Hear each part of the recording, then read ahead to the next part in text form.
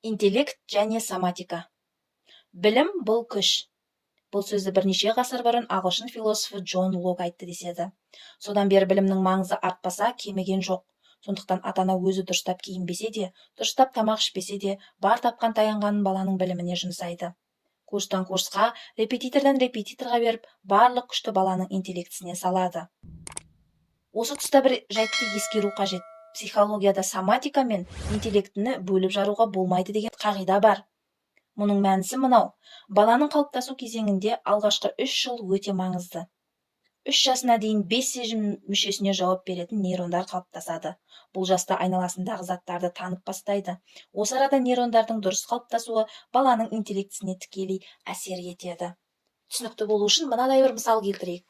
Бір баламыз дәрігер болғысы келді делік. Дәрігер болу үшін биология мен анатомияны жақсы білу керек. Біз ата-ана соған қатысты энциклопедия мен журналдар сатып әпереміз. Одан бөлек қосымша курстар мен үйірмелерге барады. Сабақта баламыз кітаптан гүлдің суретін көреді, гүлге қатысты деректерді түгел жаттап алады. Бірақ мұрнына гүлдің иісі жетпейді. Құстың суретін көреді, бірақ құлағы оның сайраған әсем үнін естімейді. Өркениетті елдерде қаланың қақ ортасынан қоғамдық саябақтар мен хайуанаттар бағын ашып, жасанды көлде салатын себебі де сол. Қала тұрғындары балаларын кемі аптасына бір рет табиғат аясына алып шығып, эстетикалық талғамын қалыптастыру керек. Жасыл желек орманнан, сылдырап аққан судан, жайқалған жапырақтан, үлбіреген гүлден эстетикалық ләззат алып өсуі тиіс. Бұл мидың дұрыс жетілуін қамтамасыз етеді. Баланың интеллектісінің дамуына қалай жағдай жасасақ, соматикасының дамуында да сондай деңгейде жағдай жасауымыз керек. Интеллектінің дамуы расымен соматиканың дұрыс қалыптасуына тәуелді ме? Отукин English лагеріне келген оқушылардан бір нәрсені байқадық. Лагерде табиғат аясына шығуға арналған уақыт бар. Сол уақытта кей балалар қырда серуендеп жүргісі келмейді. Құлақтарына наушник тағып, телефон шұқылап отыра береді. Арайлап атқан таңға, қызарып батқан күнге қарап тамсанбайды.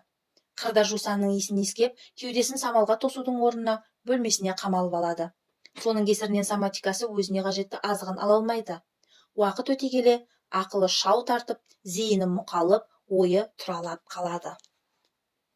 Сұлу табиғатқа тамсану, жаратылыстың ғибрат алып, ой жүгірту адамның ойын, ақылын шыңдайды.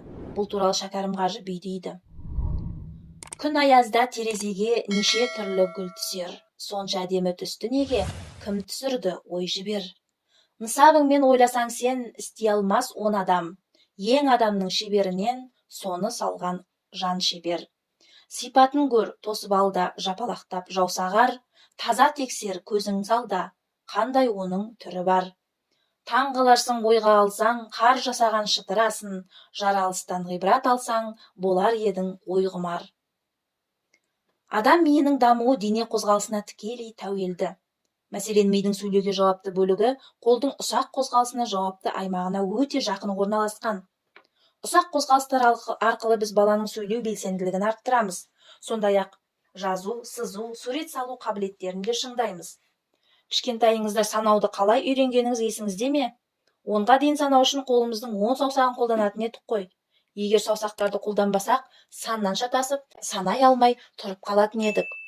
Атақты педагог Сухомлинский: бала қабілетінің қайнар көзі оның саусақтарының ұшында дейді.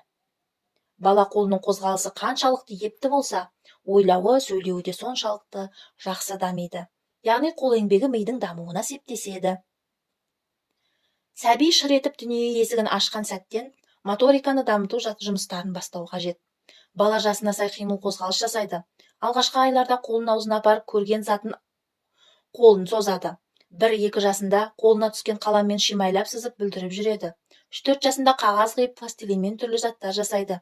5-6 жасында әріптер мен сандарды жазып, үй жануары мен құстардың суретін салады. Жас ерекшелігіне қарай жоғарыдағы іс-әрекеттерді жасай алмаса, не істеу керек? Моторика мамандары баланың қимыл қозғалысын дамыту үшін тақпақпен бірге жасалатын саусақ жаттығуларының орны ерекше дейді. Мәселен, қуырмаш, санамақ сияқты ойындар баланың ойлауын, сөйлеуін дамытады. Көру мен есту қабілетін жақсартады.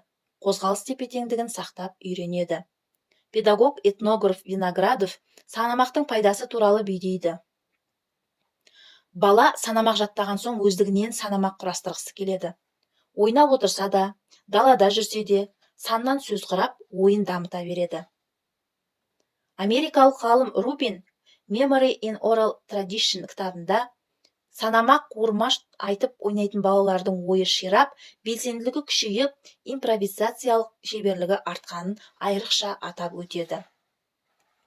Қуыр-қуыр қуырмаш. Қуыр-қуыр қуырмаш, мен айтайын қолыңдаш. Мынау тұрған басбармақ, жұмыс содан басталмақ. Алақанның тұңғышы, болсын осы жылқышы.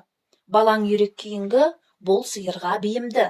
Ортан терек ұзыны, түйе бақсын қызығы. Шылдыр шүмек бұл саусақ, қой бағуды тұр аңсап. Титтей бөбек шынашақ, сен дайында жер ошақ.